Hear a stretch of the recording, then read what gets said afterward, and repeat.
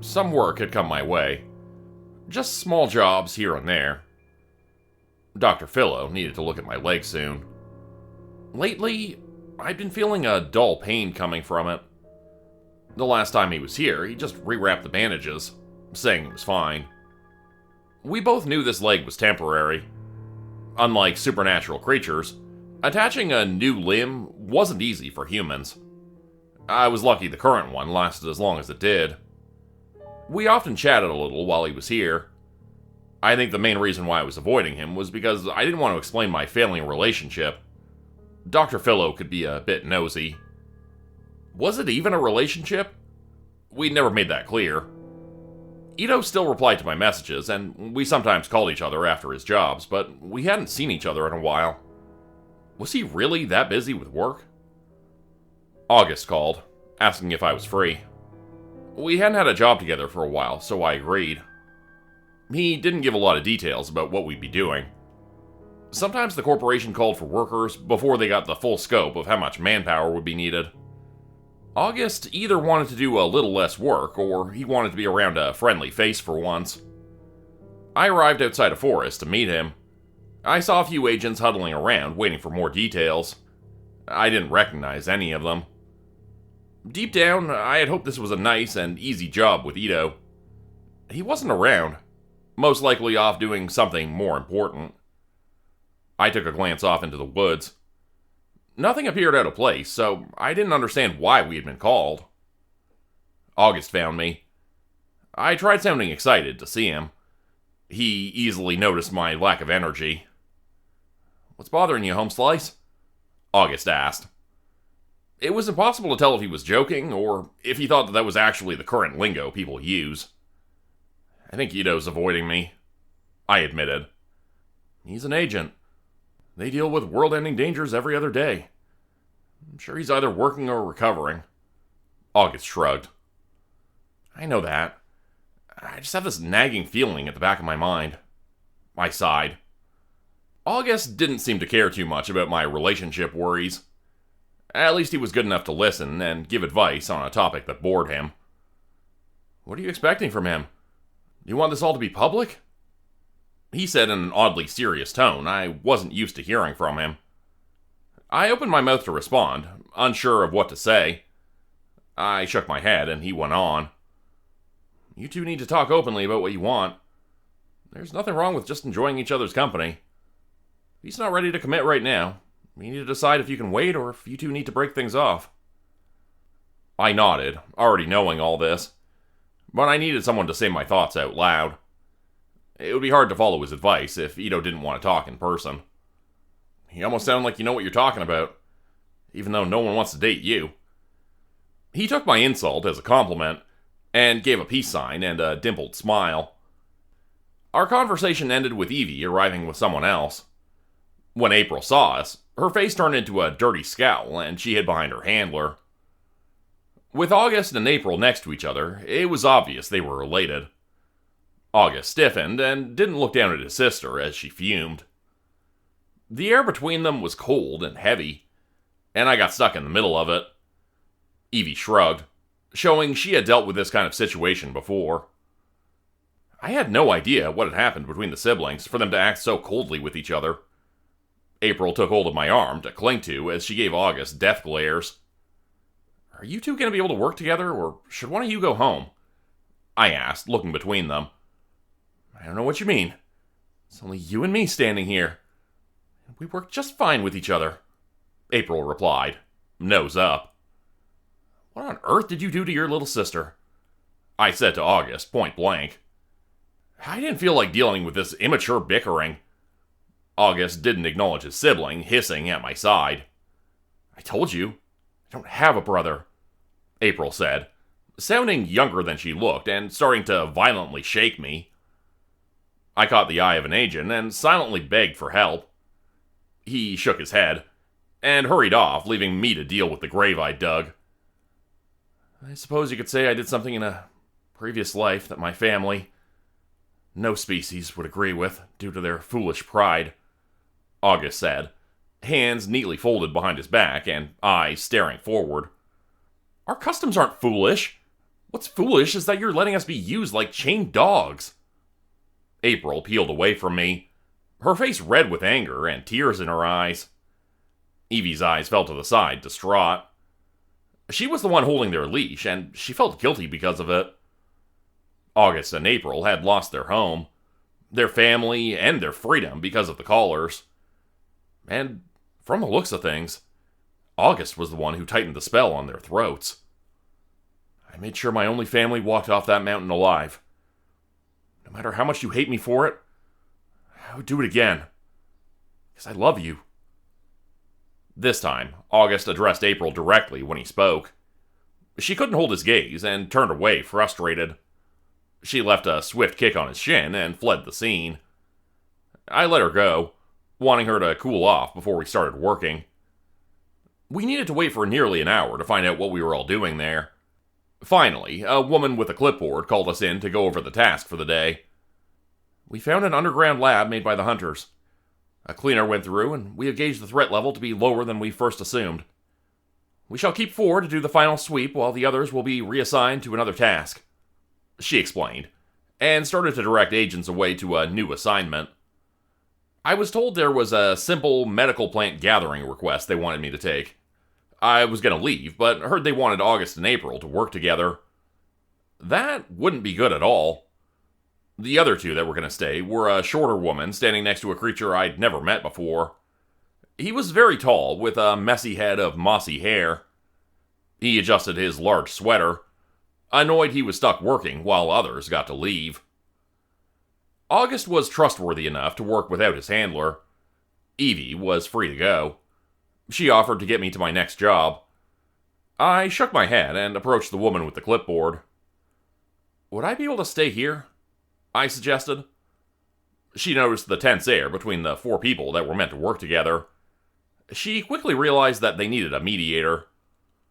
That would be fine, she agreed. April hustled over to take my arm again, her sharp teeth showing in a smile. If you die, can I eat your brains? That was unsettling. However, she was a friend, so why would I turn down her request? Share them with your brother, I told her. Evie wished me luck with pity in her voice. I was already starting to regret my decision. Turns out Evie knew the one who assigned our tasks. She quickly swept the woman away, and the pair instantly started talking about a new bubble tea place. I got jealous of them. The rest of us were left behind. We awkwardly stood waiting for someone to talk first. I took the hit and introduced myself and the stubborn siblings. This is Moss, and I'm Jessie, the short woman said with a bright smile. Her voice sounded overly friendly. She gave me the impression that she was forcing a preppy personality. The man beside her gave a small, annoyed sound. He twitched when a flux of power tightened the black ring around his neck for a split second like a shock collar. You don't seem to like Moss, I said, with an uncomfortable feeling starting in my stomach. Supernatural creatures normally did have a lot of basic names. However, something about the pair caused me doubt. Jessie looked familiar, even though we'd never met. I squinted, and it clicked in my head that she had similar features to Evie. He doesn't want humans to know his real name. Moss is a good enough nickname for him, Jessie explained. I took the hint to drop it. Are you and Evie related? I asked, moving on. Oh, yes. Distant cousins. We're one of the rare humans who have the ability to create extremely binding callers. I hadn't done that much research into Evie's family. I wasn't even sure what her last name was. I knew she had to be decently powerful at controlling magic, if she could handle keeping the collar on August and April. From what I heard, April had been recently transferred over to her because they got along so well. And that was just the 2 supernatural creatures under her care that I knew about. Since none of us wanted this day to go on for any longer, we headed towards the not-so-hidden door that led to an underground lab. Hunters created these types of places fairly often. I had no idea where they got the funds for it. They studied anything from supernatural creatures to viruses that might be used to kill any monster it came into contact with. I've dealt with at least 5 or 6 labs that created monsters as weapons, only to fall into ruin. It's always the same thing. The hunters deny they were the ones who made the labs, and then put agents or contract workers at risk, cleaning up their mess when it all goes wrong. Inside was a run-of-the-mill 3-floor research building. The top floor had abandoned offices with destroyed computers and shredded paper left behind. The second floor would be a larger area, where they stored whatever samples they would be studying. And the third floor was always a not-so-secret lab where everything went wrong. We mostly ignored the first floor. Any bodies of the workers had already been taken away. Bloodstains of where they were killed were left behind. From the smell of things, it had been a few days since this lab was taken over. Thick vines had grown through parts of the hallways. It took me a few minutes to notice dark moss growing in the sticky, dried piles of blood. I bent down to touch it, trying to see if it felt any different than normal moss. April gave me a disgusted look, and August handed me some wet wipes to clean my hands with. Since we found nothing useful on the first floor, we went down a long stairwell to the second floor. It would be harder to find the entrance to the third and last floor. August and April thankfully didn't start bickering. Jessie stayed in the back of our group, checking her nails and showing off how little she wanted to be there. "You're human, right?" she asked me, and it drew my attention away from the large, dark room filled with overturned computer desks. August started looking at the leftover sheets of paper, trying to find any interesting reports. Moss had stayed silent the entire time, only moving when we did. "I am," I answered her, and trying to avoid a conversation. I found it odd we were even here. Why make 4 people search through a lab that appeared cleaned out already? I didn't see any signs of a threat left here. Jessie didn't catch my hint and kept talking. "I heard you helped out on a job some agents died on recently. I never caught your last name. What family are you from?" She had slid over and carefully took my arm to flutter her eyelashes, hoping I would fall for her charm. Now I knew why she wanted to talk to me. There was a great deal of human contract workers, but the ones who lasted the longest belonged to a well-known family. There were families like Evie's that had one special ability and were neutral. They worked for both the corporation and the hunters. August might have been passed around between hunters before Evie's family bought him. Supernatural creatures could become collared if they made some sort of deal. From what I heard, that was what happened. And it was most likely not Evie's family who were the ones who leashed him. If I was from a highly respected family, skilled with magic, Jessie wanted to cozy up with me. If she married into a powerful family, that meant less work. "I'm not special. I was just born with slightly better magic control than others," I told her and took my arm back. She raised her eyebrows, appearing a bit annoyed as if I was lying to her. For some reason, even April glanced over, as if she didn't fully believe what I'd said. I wanted to drop the topic. A loud banging interrupted our conversation, and it made us focus back on the task at hand. Suddenly, the not-so-hidden door to the third floor was broken down by a raging creature. It tossed the steel door across the room, aiming for the weakest target, which was Jessie. I grabbed her at the last second to drag her to the ground. She cried out, alive but not happy. Since Jessie had been attacked, Moss moved to protect his handler. He was faster than the crazed creature that charged into the room. His hands turned into thick branches that easily tore into the flesh of the figure. Green, thick blood gushed from the wound, the liquid turning into moss as it dried. The person had been made up of vines with glowing blue eyes that flickered out after Moss forced a claw into its stomach. The vines shriveled up, then crumbled away, revealing a small, frail person underneath.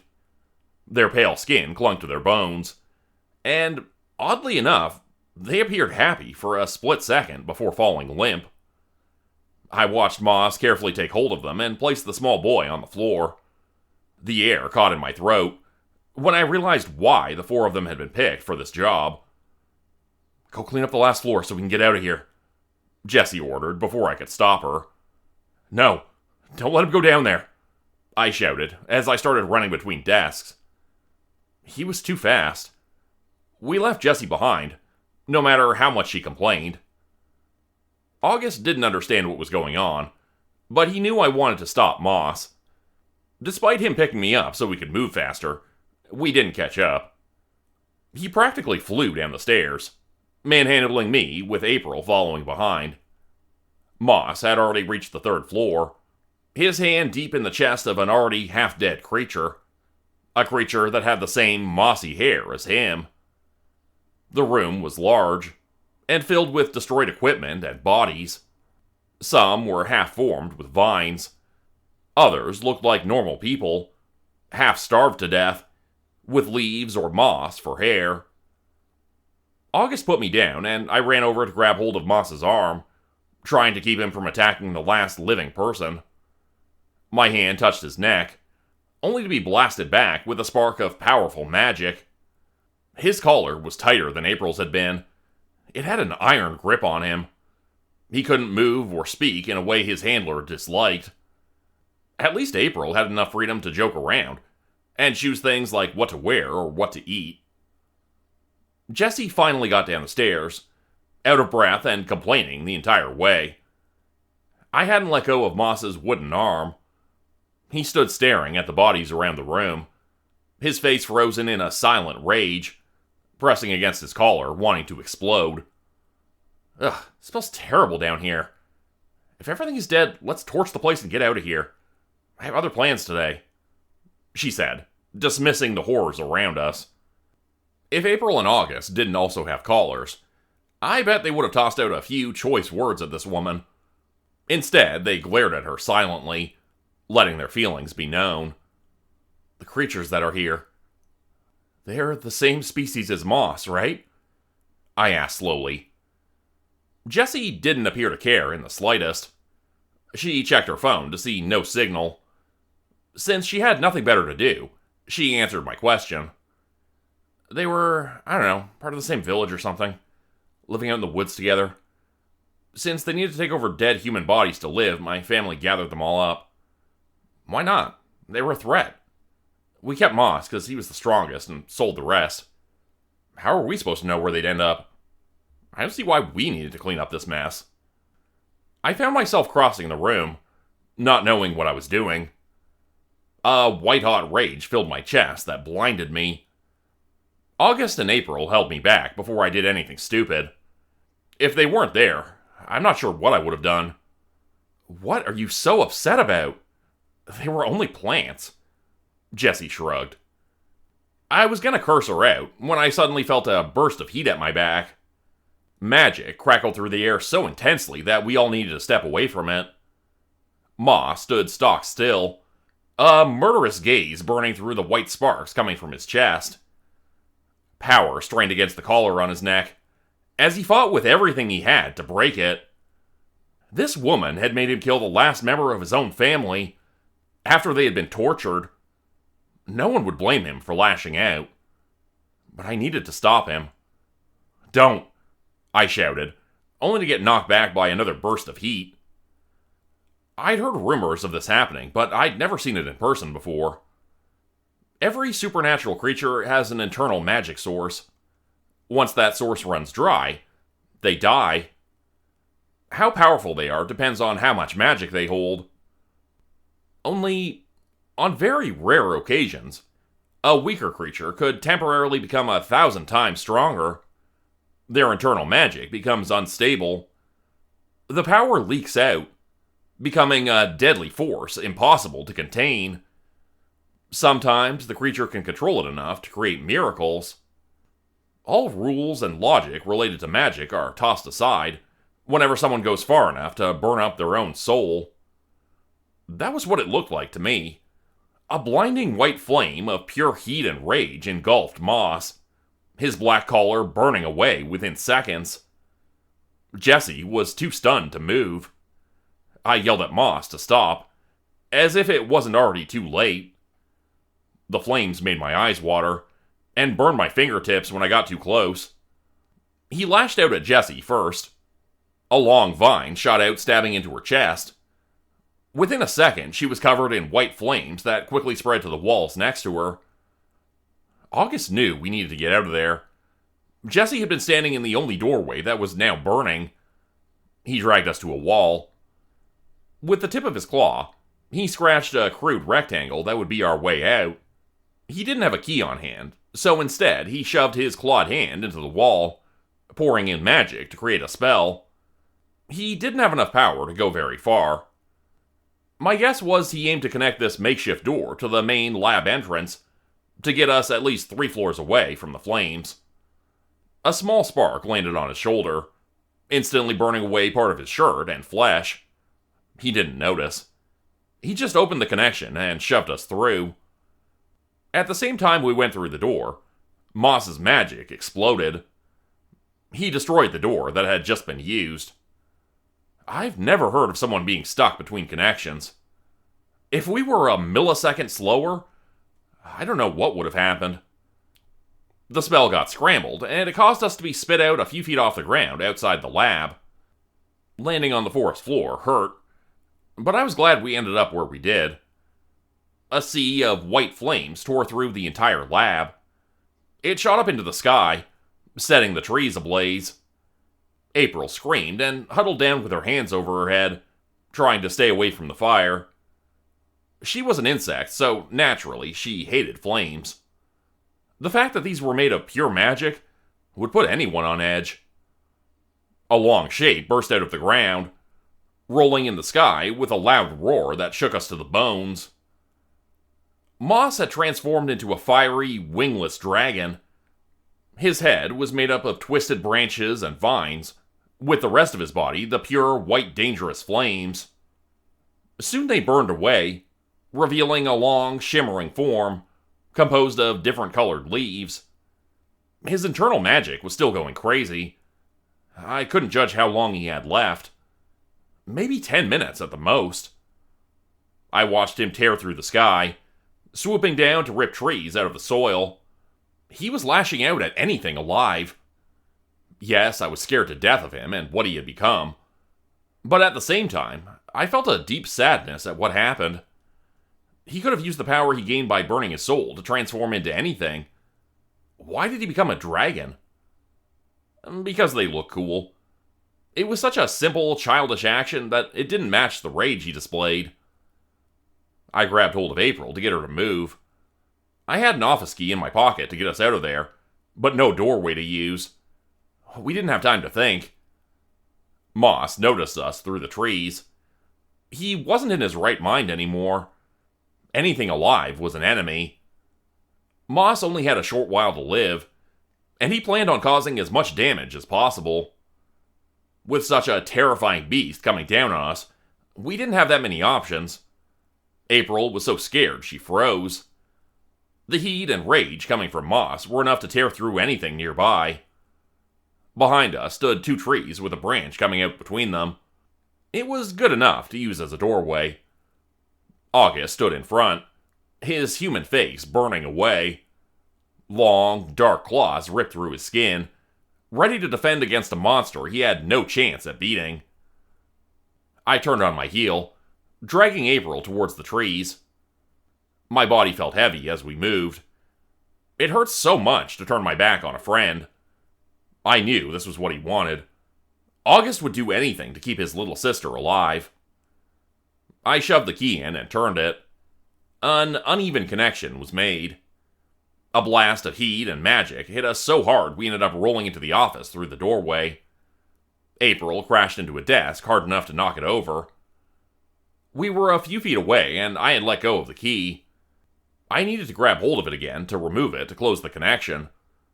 I rolled back to my feet, only to have something come flying through the doorway to knock me back to the ground. Carefully, I pushed August off, his chest still smoking from the burst of magic, and his body limp. He was alive, but badly injured. April got up and dragged him further into the office just in time. Moss's large head shoved its way through the door, his body getting stuck for the moment.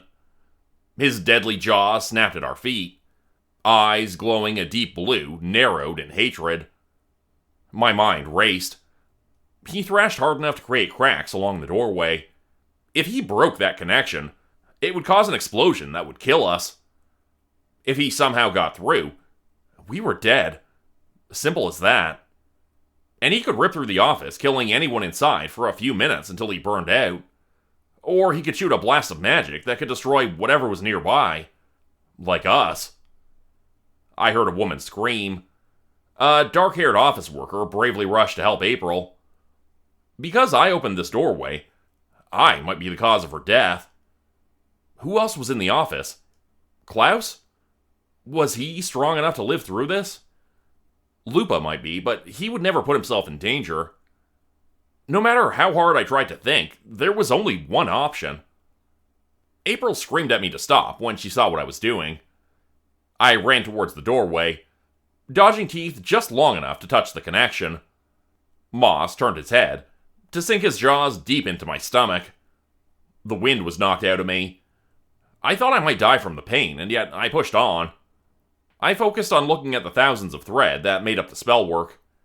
If I could find the right one and cut off the connection properly, it would be like gently closing the door. No explosion. A hard thing to do with a set of teeth grinding at my internal organs. I pushed harder, getting lost in the sea of threads. My eyes watered, and they felt like they would burst. The pain in my head overtook the feeling in my stomach. And all at once, things around me snapped. I found myself standing alone in an empty office. The silence was the most frightening thing I'd ever experienced. I strained my eyesight so much I broke it. At that moment, I could not interact with the supernatural. All magic was gone from my life. I could have walked away. The wound in my stomach had been caused by a creature that no longer existed to me. If I accepted that, I could have lived a normal life. Something my mother always wanted for me, and yet knew I could never have. Ah, to hell with that. I wasn't going to live if that meant leaving a mess behind for the people I cared about. I reached out, grabbing a hold of an invisible thread. All at once, the teeth came back. All the noise and all the horrors hit me at once. But I refused to back down. I just needed to close off the spell. The connection snapped shut, cutting off Moss's head from his body. His magic faltered. He did not remove his jaws from my insides. I felt the strength fade from my limbs. Slowly, I leaned down to rest against the head of the creature that was going to take my life. A pool of blood flowed down from the wounds to my feet. It felt warm. I was so damn tired. I wanted to sleep. Slowly, I found myself petting the rough skin, as if Moss were a cute dog and not a wild beast. Faintly, a thought came to mind. I wanted to know what Moss's real name was. It was a shame he would die without it being known. My eyes refused to open. A scent that reminded me of a summer field came over my senses. If this was the afterlife, it wasn't too bad. A faint whisper came on the air.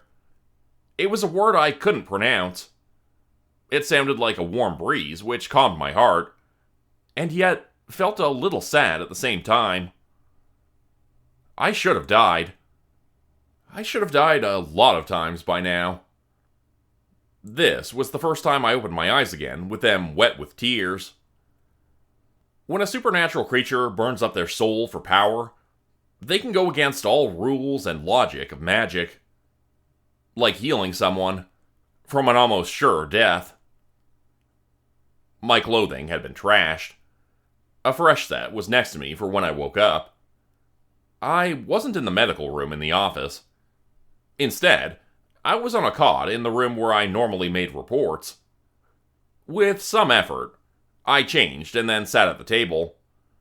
I wanted to get up to see if August and April were alright. My body simply refused to move. The door opened. Klaus walked inside, his dress shirt half tucked in. He must have been called into the office on short notice. I expected him to be angry. Instead, he placed a hand on my shoulder. "Is everyone okay?" I asked, my voice hoarse. "Yes. August is resting. I know you're tired, but I need you to do something for me. I was too weak to refuse. He took my hand and placed it on his chest. I was confused, and then suddenly was tossed into a sea of magic, similar to how it looked when I tried to find the spell threads of the doorway.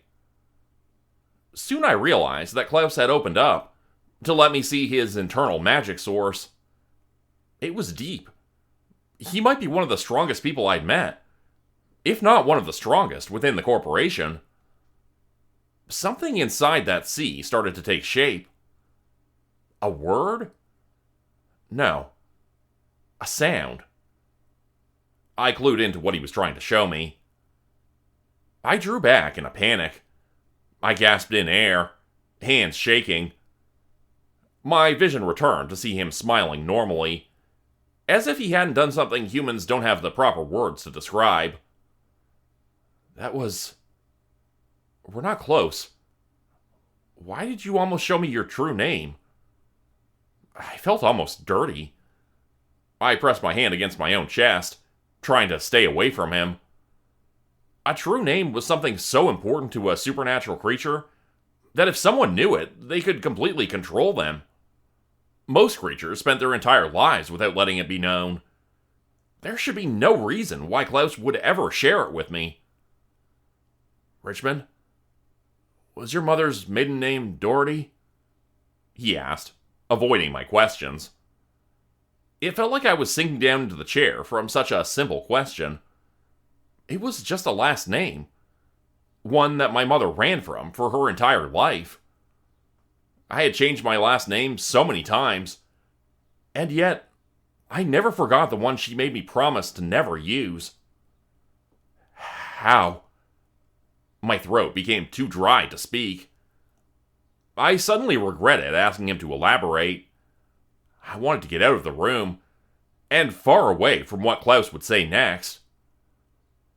A European hunter family has been using the name Doherty. There was a rumor a woman fled the family while pregnant a few years back, he said in an even tone, trying not to upset me. It was as if the walls had started to close in. Suddenly, I was forced to face the facts I'd been denying my entire life. A hunter family was different from the hunter organization. The hunter group would take in any human who hated supernatural creatures and would toss away their life to kill them. A hunter family had the same goals. However, they would do anything to achieve them. They selectively had children who had the most desirable traits. From the moment they were born, they were raised to hunt down monsters. Hunter families were made up of strict traditions that created living weapons. I was stupid to ever let myself assume my sight was just an accident. That any human could have this kind of control over magic without generations of effort. My mother did everything she could to leave that life behind. She always told me my father was a random one-night stand. How true was that? Was it her choice or her family's for her to get pregnant? I couldn't breathe. I got to my feet. A wheezing sound came any time I inhaled. I had come from a family line that slaughtered thousands, if not more, supernatural creatures. Not just the dangerous ones, but innocent people, just because they weren't fully human. If anyone knew my true bloodline, they would rightfully hate me. I was no better than the ones who sold Moss's family to the hunters. No. Where I came from was worse. I choked out to Klaus as panic took over. Did he think I kept this all a secret on purpose? That I took a job as a contract worker to take down the corporation from the inside? Anyone who found out about my real last name would never trust me. Hey, it's fine. Sit down for a minute. He was gentle and carefully got me back into the chair. No matter how hard I tried, I just couldn't get enough air in my lungs. I felt his hand on my back. With some effort, he got me to drink some water. I don't believe you have anything to do with that family. You had a chance to see my true name. You refused. In case you haven't noticed, I'm a bit of a big deal. Having control over my power is more than any hunter could ever hope to accomplish. I finally calmed down enough to think clearly. He was right. If I had his true name, I could either do a great deal of damage to the corporation or kill him. His death would be a massive blow on its own. In general, the Hunter families played nice with the corporation and worked with them to defeat end-of-world threats. But if they had the strength to take over, then the Hunters would do so in a heartbeat. You seem a bit overconfident, I said, trying to make a joke to lighten the mood. No, just stating facts, he replied with a smile. When you were as strong as him, you were able to say those kinds of things. Klaus took a sharp inhale through his scarred lips and carried on. I fully trust you, and I'll make that known. I won't tell a soul what family you're related to. However, a few rumors have started. No regular human should have the power you do. Hunter families have hurt a great deal of agents and contract workers. That has caused blind hatred. No matter what I say or what you do, some will not see past something as minor as last name. I sank into the chair, letting those words roll around in my head for a minute. There would be no avoiding the rumors. He would do his best to keep them under control, but I had cut off a doorway spell. I'd never heard of anyone shutting a spell down without backlash. And what about the family I came from? If they heard about this, they might come and try to take this power for themselves. I might be too far gone for them to fully control, but they might do other things to try and use me to create a desired offspring. All of this was a mess. The door opened as April interrupted our conversation. You better not be making out in there. Richie's taken, she hissed at Klaus. I was glad she was protective of me, even though her concern was misguided. Klaus laughed off her compliment and then went to a mini-fridge in the corner. He pulled out 3 small containers of ice cream to hand to her. Go see how your brother's doing, he told her. Our conversation was done. I stood up, unsure of what my future would be like from now on. He needed to make some reports and talk to some very powerful people about what he learned. I followed behind April to the medical room, my pace slowing to a stop. She noticed and waited for me to speak up. If I tell you something, can you keep a secret? I asked her. Depends, she said slowly. Even though that was her answer, I knew I could trust her. I'm from a hunter family, I said, my nerves on edge, waiting for her response. There was a chance she would find out the truth after the rumor started to spread. I didn't want her to think I was hiding things from her. Well, duh. April shrugged and carried on. For a moment, a weight was lifted from my chest. It was obvious to everyone but myself that I just wasn't normal. She still cared for me, regardless of that. We didn't speak again until we arrived at the small medical room. August was resting in a bed. His chest was so still that it worried me. April sat in a chair beside him, her knees tucked up and her bare feet on the chair. She handed 2 of the small ice creams and kept one for herself, but didn't start eating. August looked terrible. His internal magic source was weak. It would take him months to fully recover from this. I feared he would be tossed right back into a job too soon. To the corporation, he was just a resource they bought and could use up. This is my fault. August was the strongest in our village, and now look at him, April said, in a small voice that didn't suit her at all. I wanted to refuse that statement, but I knew it would just upset her. What happened? I asked.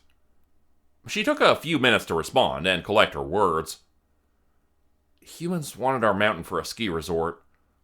We were told ahead of time, and we could have left. We had lived and died there for generations. We couldn't leave behind our land and the ones we buried on the mountain. The humans hired hunters and then waited until August was away from the village. By the time he came back, everyone had been killed except for me. He knew how valuable he was alive. In exchange for my life, he let that collar be placed around our necks. I listened to her speak, then offered my hand for her to take. Tears came to her eyes that she tried to hide by pressing her face into her knees. If I died sooner, he wouldn't have had to go through all this. Or if I wasn't born in the first place. I screamed at him to let me die on that mountain with everyone else.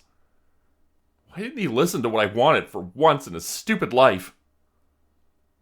This had been what tore them apart after their family had been killed. April saw what August went through, and she blamed herself. Deep down, she didn't think she deserved to be saved. So, she went so far as to say he was dead to her.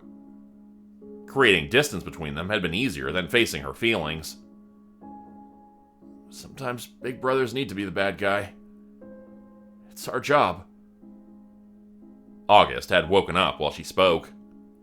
He weakly sat up, his face pale and bags under his eyes. He was wearing a loose shirt that showed his insect-like body. Only his human face had returned. It would take a bit longer for him to recover enough to be able to fully transform back into a human disguise. April's face turned red. She sputtered, trying to think of something to say to him. Instead, she threw her ice cream container at his face and stormed off. She wasn't the best at expressing her emotions. Maybe someday she would figure it out. I found some napkins to help August clean off the melted ice cream from his hair, and let him lay back down. He weakly thanked me for taking care of her. He asked about Moss, sounding like he could barely stay awake. I didn't tell him much of what happened. Only that everything turned out fine and no one died when we got into the office. I reached out to take his cold hand with both of my own, trying to warm it up. His clawed hands were smooth and sharp. I couldn't get over how fragile he appeared. How was I ever afraid of him when we'd first met? I need to tell you something, I told him. August kept his eyes closed, but he nodded. I'm from a hunter family. They use the last name Doherty. I honestly wasn't trying to hide that from everyone. I didn't want to accept it. I expected him to pull away. He'd lost everything because of some hired hunters. One of my family members might have been the ones who destroyed his village.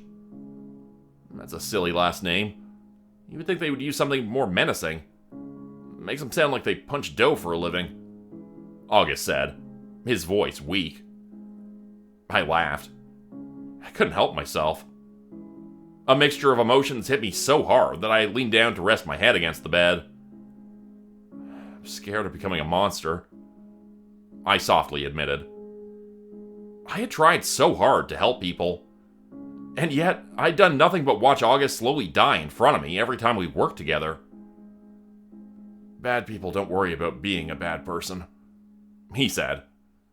I lifted my head enough to see a tired, dimpled smile. I felt terrible he'd gotten his ass kicked that day, and I was trying to use him for emotional support. I should be letting him rest. Do you want your ice cream? I offered. Yes, please. And I want yours too. He did give out some solid advice, so I handed it over.